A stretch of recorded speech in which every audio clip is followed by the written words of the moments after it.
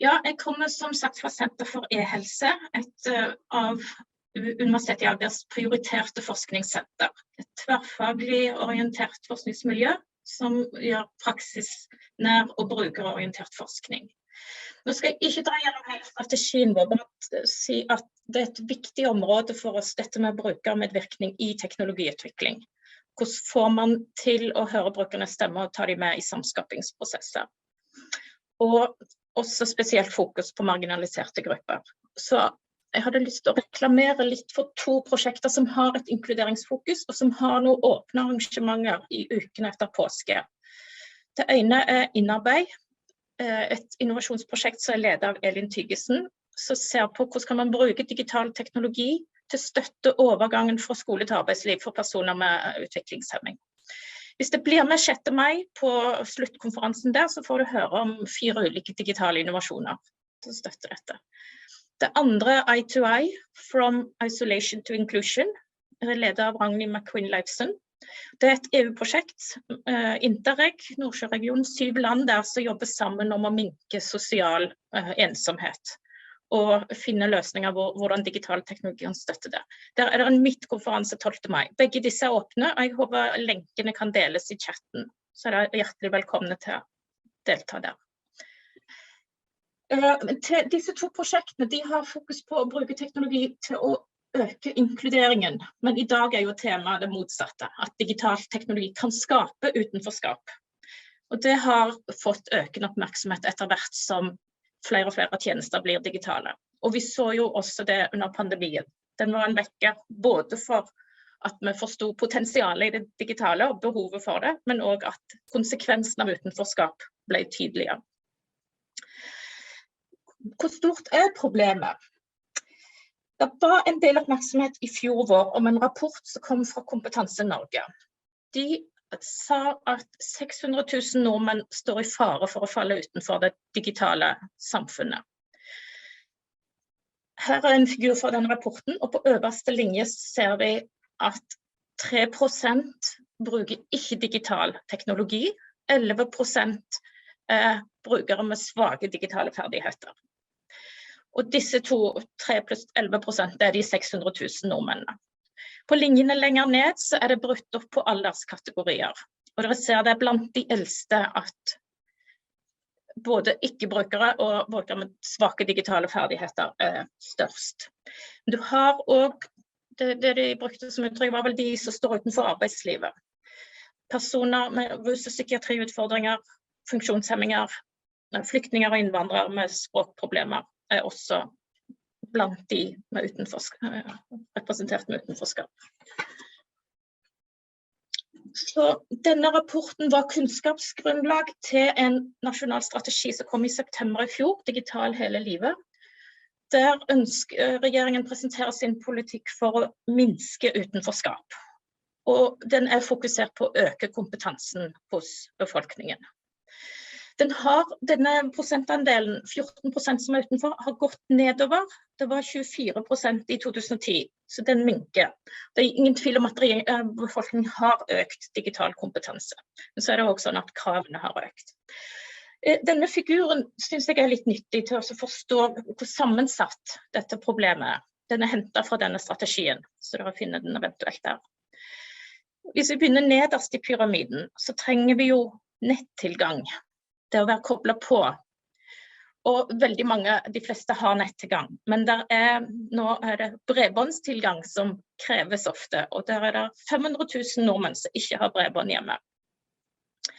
Neste nivå er å ha utstyr til å bruke på nett. Og Norge er veldig bra stilt i forhold til andre land, men nå ser vi også at for mange ting trenger smarttelefon, og det er det 25% av norske befolkning som ikke har. Tredje nivå er grunnleggende digitale ferdigheter. Det er et område som har blitt erkjent som viktig og har fått mye fokus de siste årene. Ikke minst tilskudd og initiativ for å kurse eldre personer med digitale ferdigheter. Men man er langt fra i mål med det. Så ser vi brukervennlige digitale tjenester trengs også. Universell utforming, som nå er inne i det norske lovverket. Klart språkinitiativer for å forenkle innholdet. Begge deler er viktig. og på toppen digital dømmekraft. Så jeg tenker 10 år tilbake i tid, så var det kanskje en annen verden online. Nå trenger man også å kunne avsløre svindelforsøk og være mer kritisk til det man ser i den digitale verden. Så denne figuren viser at det er sammensatt, og det viser at ansvaret ligger hos flere aktører, myndigheter, teknologiutviklere, tjenestetilbydere, og også hos oss som privatpersoner, hvordan vi velger å leve livet vårt, og hva vi velger å bygge kompetanse på. Forskningstradisjonen som har vært viktig for politikkutformingen ser på digitale skiller, digital divide på engelsk. Hvordan er denne ulikheten i tilgang og bruk fordelt, og hva er årsakene til ulikheter?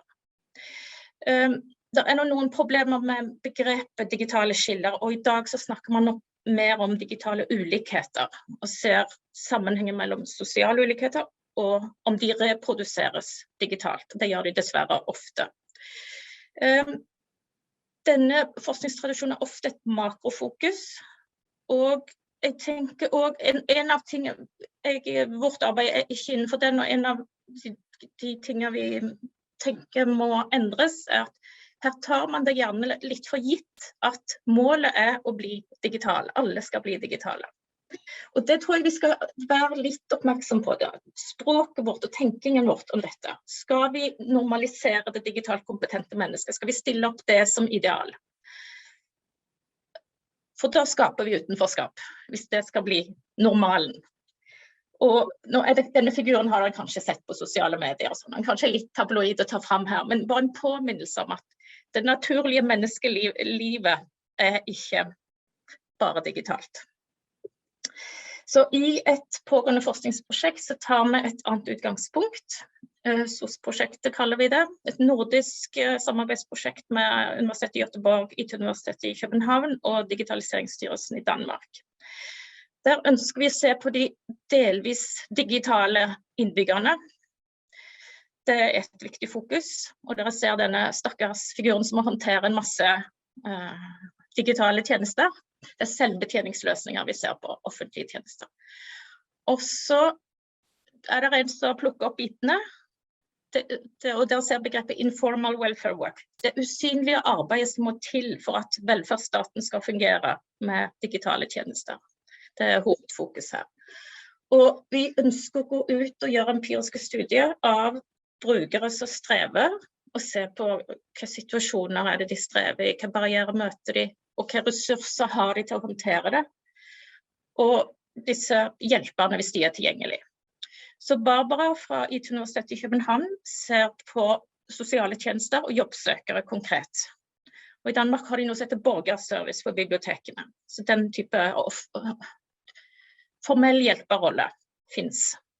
Michaela ser på skole-hjem-samarbeidet og på foreldre-lærer-samarbeid omkring digitale plattformer som ikke alle foreldre mestrer. Og hva skjer da? Hva rolle tar lærerne da? Catherine hos oss ser på digitale helsetjenester, og spesielt på flyktninger og innvandrere, og deres bruk av digitale helsetjenester.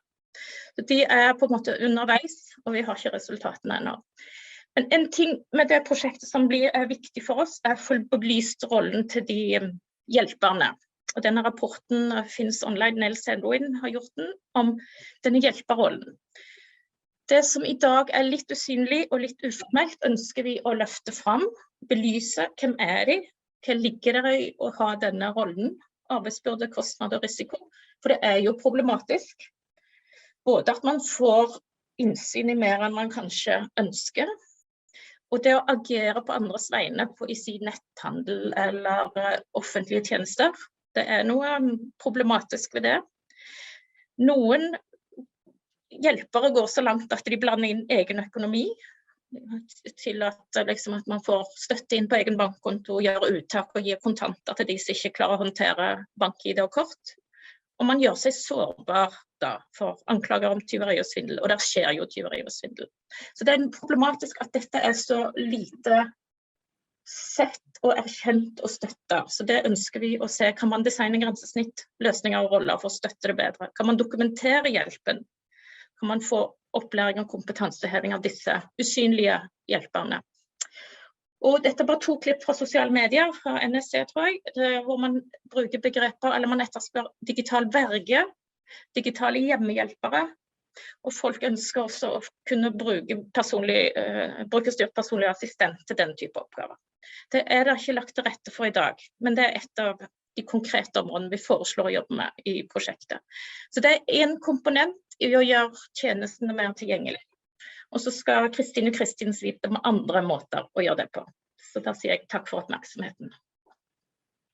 Da fortsetter vi.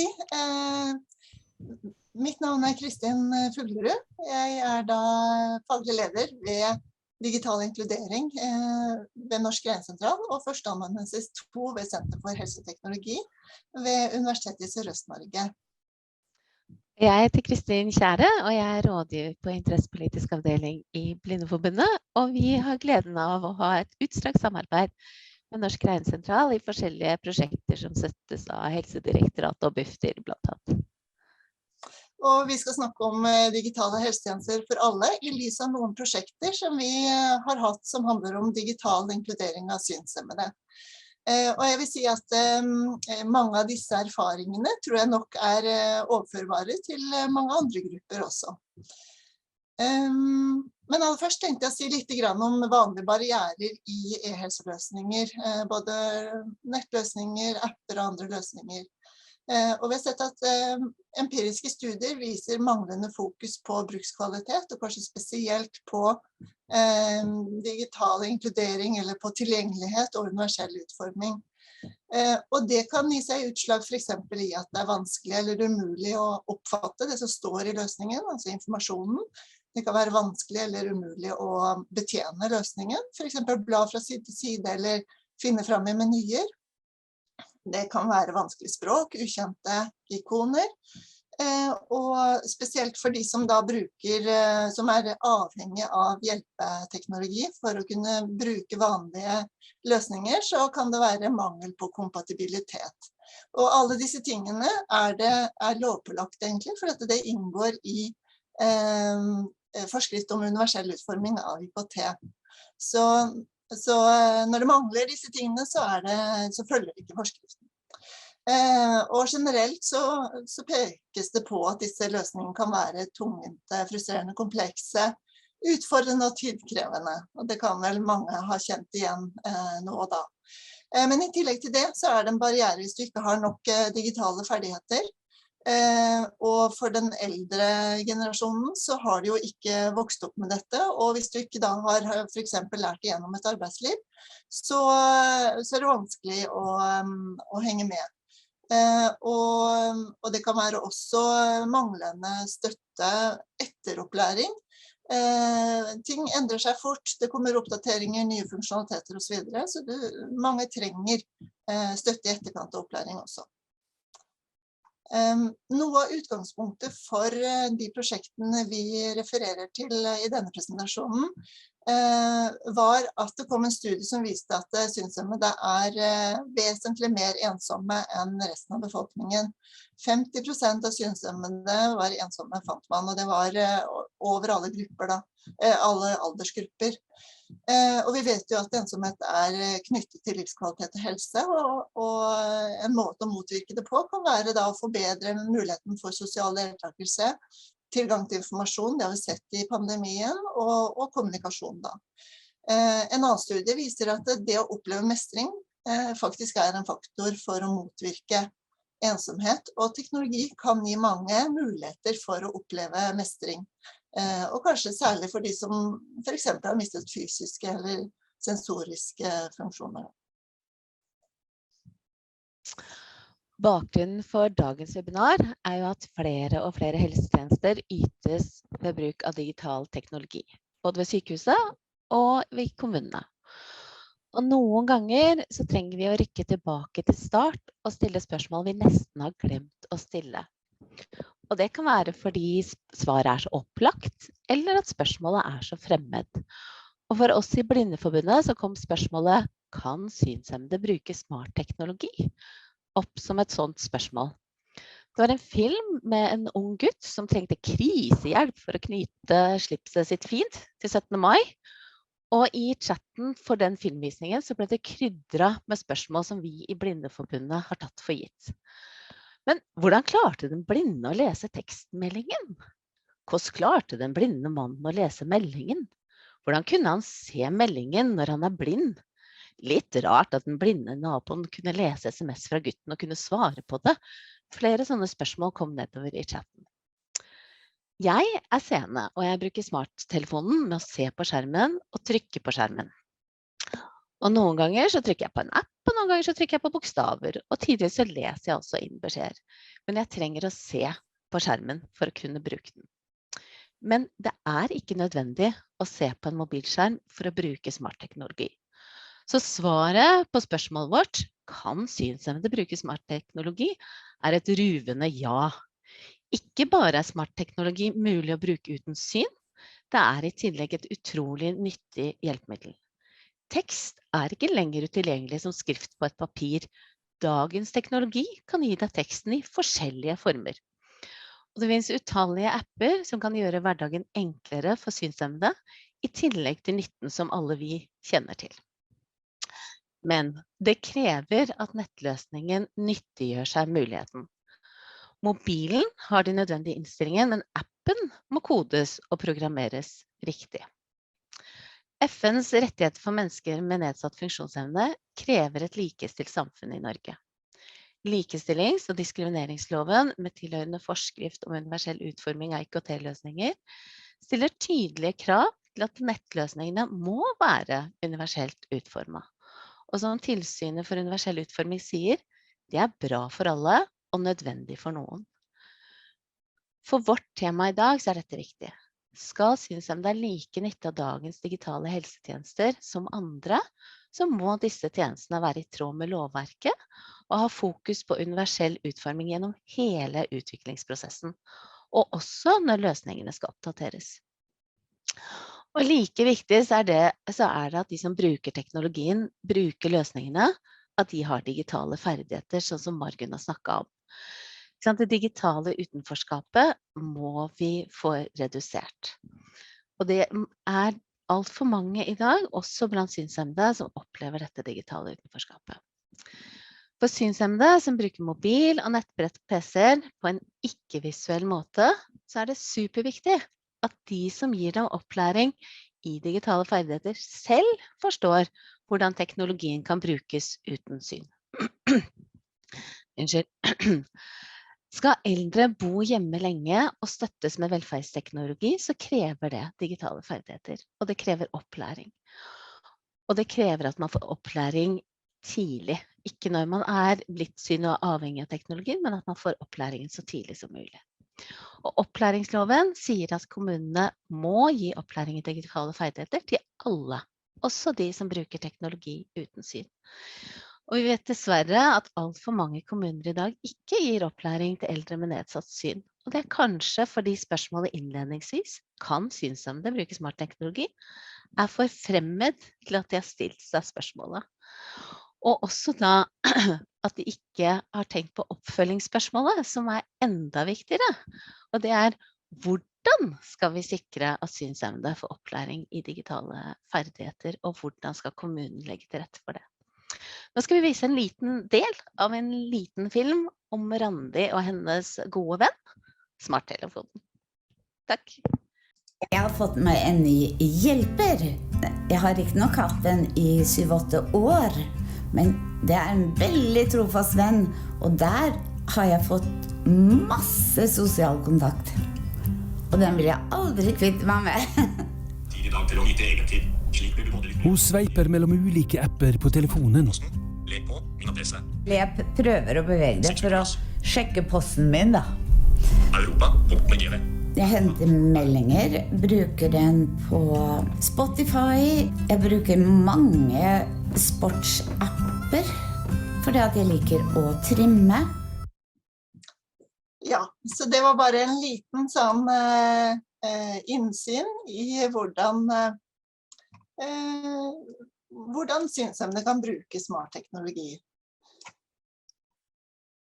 Skal vi se, og bakgrunnen for, eller bare en liten oversikt over disse prosjektene som vi refererer til. Vi startet egentlig i 2017 med et prosjekt som vi kalte for EasySmart. Og så kom det oppfølgingsprosjektet i støtet og digitale synshemmede eldre. Og alle disse 3 prosjektene er støttet av Helsedirektoratet. Og så har vi i tillegg også hatt et prosjekt om inkluderende arbeidsliv for synshemmede, støttet av Bufdir. Og i alle disse prosjektene så har Norges Blindeforbund vært prosjekteier. Og Norsk Grensesentral har deltatt i alle, og så har det vært noen andre aktører inne. Så de har gitt oss mye innsikt i hvordan, utfordringer og muligheter. Utgangspunktet for alle prosjektene har vært hvordan bevege oss fra digitalt utenforskap til digital inkludering. Hvordan bruke teknologien til å bevege oss fra passivitet til aktivitet, fra avhengighet av andre til egenmestring og selvstendighet.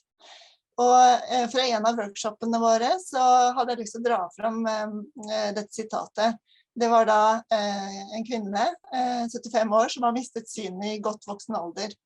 Og det hun sa da, det var at jeg trenger ikke at kommunen kommer og smører brødskiva mi 3 ganger om dagen. Det jeg trenger hjelp til å delta i samfunnet igjen. Så til det første prosjektet, EasySmart. Da var målet å bruke et hjelpemiddel, EasySmart, som vi ser bildet av her. Det er et slags etui hvor man kunne putte smarttelefonen inni, og så ble det som en klapptelefon hvor du hadde veldig gode, tydelige taster på den ene delen. Og målet var å bruke dette i opplæringen, fordi mange eldre får tørre fingre, så det kan være ekstra utfordrende for synshemmede som er veldig avhengig av mange sveipe- og trykkebevegelser. Vi hadde 5 dagers kurs, involvering av pårørende, og en 2 måneders supporttjeneste som både deltakerne og de eldre og pårørende kunne bruke, og et oppfølgingskurs på 1 dag. Jeg hadde intervju med alle deltakerne og pårørende, både før og etter, og det vi fant da, det var at det er veldig krevende for de pårørende å lære seg å bruke teknologi på en annen måte enn det de selv gjør. Og deltakerne syntes det var vanskelig å belaste sine pårørende med enda mer, fordi de ofte hadde oppgaver i utgangspunktet. Dessuten så gikk det også igjen fra historiene at opplæringssituasjonen kunne bli utfordrende. Det kunne være mye irritasjon, frustrasjon, når det blir så nære relasjoner. Så det var gjennomgående at de ønsket at det andre skulle stå for denne opplæringen. Og dessuten så var jo målet å motvirke ensomhet, og vi tenkte at det er ikke alle som har pårørende, så det er viktig å finne andre som kan bistå i opplæringen. Så i videreføringen så involverte vi ungdommer ved en ungdomsskole i valgfag hjelpe andre. Det var det samme opplegget med kurs, 2 måneders supporttjeneste, og så skulle ungdommene da ta kontakt og på en måte motivere og utfordre de eldre deltakerne til å svare og dermed få trening i å bruke det de hadde lært. Her ser vi et bilde fra ungdommene som prøver simuleringsbriller som kan simulere ulike grader av synsnedsettelse. De var med på kurset og ble kjent med hver sin eldre deltaker. Det vi fant, det var at vi trodde jo at ungdommene tar denne teknologien kjempefort, men også de hadde utfordringer med å takle, eller med å lære seg denne teknologien, fordi at vi på en måte ikke hadde sett at dette er en ordentlig opplæringsjobb. Det er ikke noe man tar bare i en håndvending. Og ungdommene hadde jo det valgfaget for å hjelpe andre, og kanskje ikke nødvendigvis fordi de var veldig interessert i teknologi. Så det var ikke helt ideelt det heller, og dessuten det å forklare ting uten å peke er jo en egen pedagogikk. Så vi søkte videre i støteprosjektet, og her var hovedmålene å se på hvordan kan vi motivere de eldre til å søke opplæring, kommunal opplæring eller annen opplæring som er spesielt tilrettelagt for synshemmede. Og hvordan forbedre opplæringstilbudet, og hvordan gi støtte etter opplæring, som vi fant var liksom de 3 viktigste faktorene. Vi hadde en intervjuundersøkelse blant synskontakter i kommunene, og fant at det var veldig lite fokus på digital deltakelse og opplæring. Synskontakter NAV sin forlengende arm, og litt flåsete sagt så var vi litt tilbake til det å smøre brødskiva, og ikke, de så det ikke som sin oppgave å informere eller fokusere på digital deltakelse. Vi hadde dialogmøter med voksenopplæringen i kommuner, veldig varierende, ofte mangelfullt tilbud i kommunene, og til og med noen som ikke ønsket å informere om et ikke-eksisterende tilbud. Og så prøvde vi ut en sentral telefontjeneste da, basert på erfaringene om at det å kunne spørre om ting etter hvert veldig viktig, så man ikke stopper opp og ikke får brukt det man har lært. Så det veldig viktig å oppklare ting underveis. Det var mange som brukte den tjenesten, men vi har funnet det vanskelig å finne midler til å videreføre en sånn tjeneste utenfor prosjektet. Vi hadde så intervjuer og workshops med synshemmede eldre for å synliggjøre utfordringer og behov og nytte ved digitale ferdigheter. Og det vi vil understreke da når vi forsøker å samhandle med kommuner og så videre, det jo at universell utforming og digitale ferdigheter en viktig forutsetning for bærekraftige digitale helsetjenester. Det ofte de som trenger helsetjenester oftest og mest, som også trenger universell utforming, altså som har funksjonsnedsettelser og andre kroniske utfordringer.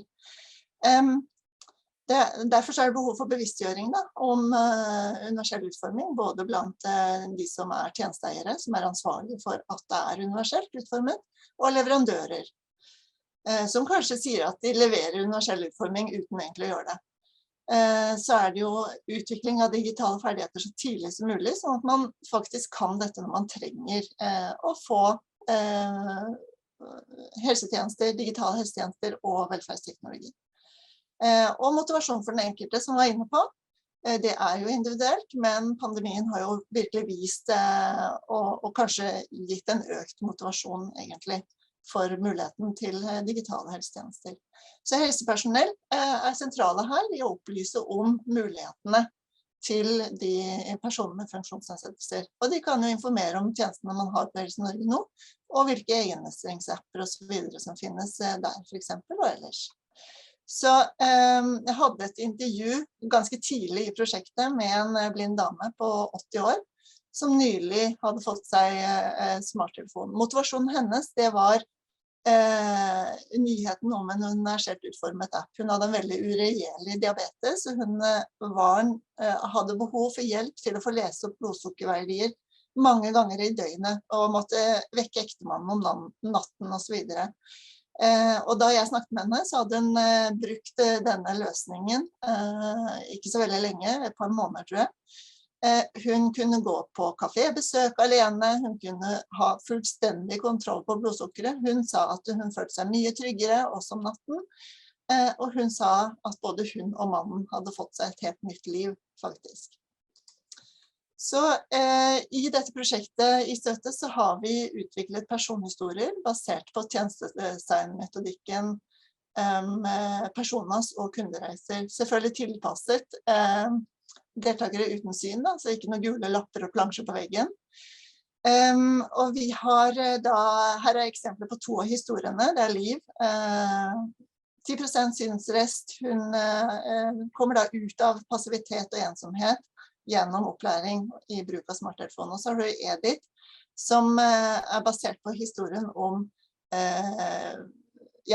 hun som brukte diabetesappen og også workshops med synshemmede.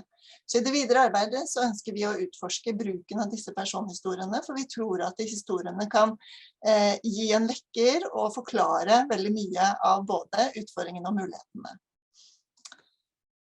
Vi har rapporter fra alle disse prosjektene, så det kan dere sjekke, og lenkene legges i presentasjonen som vi deler etterpå. Så det var det vi hadde. Takk for oppmerksomheten.